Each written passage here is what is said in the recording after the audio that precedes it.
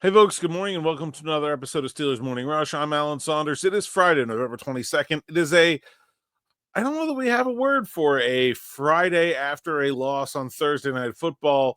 Doesn't really feel like much of a Friday. The Steelers, 24-19 losers in Cleveland. I am back in Pittsburgh after a long night. We got in about 6 this morning.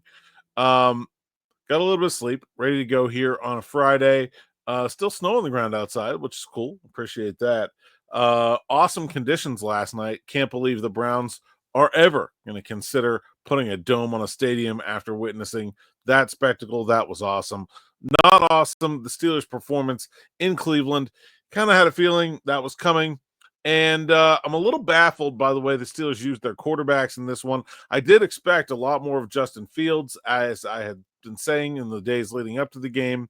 And I thought it made sense. You look at the Steelers' struggles in short yardage and red zone over the last few weeks with Russell Wilson, and I thought there was an opportunity to do a little bit more with Justin Fields, but not like that. What a strange way to use him, and just they did not do a very good job of executing a package of plays for the Steelers' backup quarterback. So they bring in Justin Fields twice early in the game on in short yardage situations. The first is a 3rd and 1. They bring him in. Darnell Washington false starts. They bring him back out. Right. So then we go to the next time they bring him in. It's a 4th and 2. They try to bring him in. They miscommunicate the intentions of the offense. Some of the offense starts to come off the field thinking that they're going to punt. Then they have to bring them back on. They get the play called, and finally they have a very unnecessary shift that takes all of the last seconds that they have. They barely get the ball snapped. The entirety of the Cleveland offense or defense is now charging towards the line of scrimmage because they think that this is some kind of gadget play with Justin Fields in there, and they had absolutely timed up the snap. Fields didn't make the right read. He should have stayed a little bit patient and gone.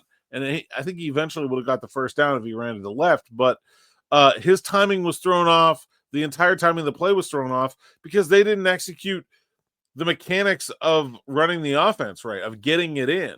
And that is one of the dangers of trying to run a 2-quarterback system, is that you're not used to making substitutions at the quarterback position. And I didn't think they handled that very well last night in general. And that was the most egregious example. But then they fast forward to later in the game, and they did use Fields more. After that, they had a long run. He hits a 30-yard run. They had a sequence of plays where he stayed in for multiple plays in a row. But like they had a 4th and 1 later in this game where Russell Wilson, a 4th and 1, where Russell Wilson stayed in the game, handed the ball to Jaylen Warren. And Jaylen Warren, first of all, if you need 1 yard, probably not the right back anyway. But that is if I was to say, when should the Steelers use Justin Fields? 4th and 1 would be the one of the top. Just go run a quarterback sneak. Like, if you're going to telegraph what you're doing with having him in the game, use the most effective play in football to pick up 1 yard. It's something that Russell Wilson's not very good at. It's also something it's understandable to be hesitant about putting your 35-year-old, 5'10" quarterback with a bad calf at the bottom of a pile. But I don't understand using him on 4th and 2 in the shotgun to run read option, but then not wanting to use him on 4th and 1 to just fall forward. He's 6'2". Like, I don't get it. Then the one area where this sort of substitution argument just goes completely out the window. The 2-point conversion. The whole point of the Justin Fields conversation over the last week has been the Steelers have been struggling in the red zone with Russell Wilson. You basically get a timeout after a touchdown where you can change whatever you want on offense. The flow of the offense is gone. You can go do whatever you want. You're usually bringing a whole field goal unit out there. That would have been the perfect time to put Justin Fields in there. Not only did they not put Justin Fields in there, they left Russell Wilson in there and then threw a fade to their 3rd-string running back. Just an absolutely awful play call from Arthur Smith. And the whole idea, like, if there was 2 times to use Justin Fields in this game, 2 plays the Steelers should have used them.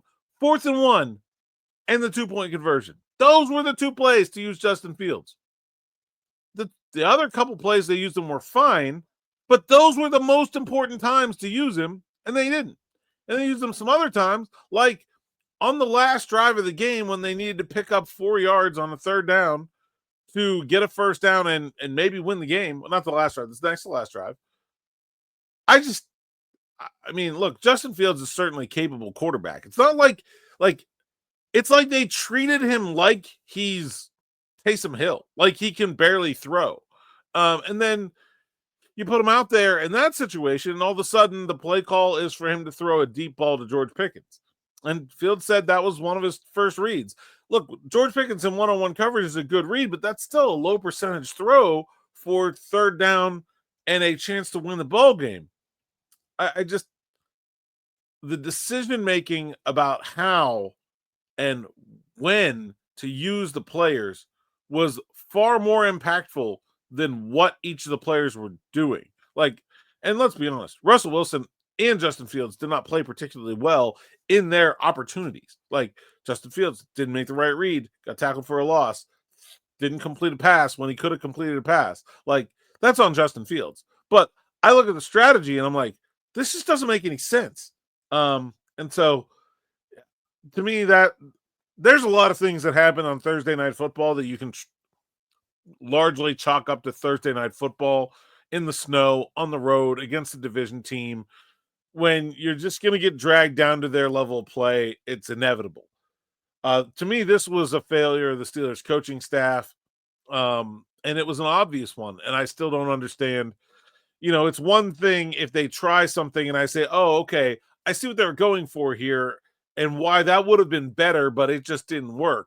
I don't even see that here. This was just a mess, and it's something they have to get fixed going forward. I think it's really one of the very few things that I take out of this game and say, this has to get figured out. The offensive line suddenly having its worst game, I just think you can almost one-to-one attribute that to these are young guys that have never done this before in terms of Thursday night thing. And that's a really good defensive line. And Myles Garrett might be the best defensive end in the league. I get it. I don't think there's anything I'm screaming from the mountaintops that the Steelers need to figure out about their offensive line. I don't think Najee Harris is going to run for 2.6 yards per carry next week in Cincinnati. I feel very confident about that. But this, they got to figure something out, because it was obvious that the Steelers had a need for Justin Fields package. It was obvious where the places for that Justin Fields package were needed, and they went to Justin Fields in the wrong places. And I don't get it, and they got to figure it out, because I think the net result was that the way they used Justin Fields in this game, they would have been better off just sticking with Russell Wilson. And I don't think that's the best option, but I think it would have been better than what they did. That's all I got for right now. I'll be back with more with Smitty on Steelers Afternoon Drive around 6 p.m. And Aaron Becker back with another episode of Steelers Spotlight on Saturday, another special guest. Thanks for listening. Thanks for watching. Until next time, make sure you like, subscribe, hit that bell for notifications. If you're listening somewhere else, leave a 5-star review and subscribe there.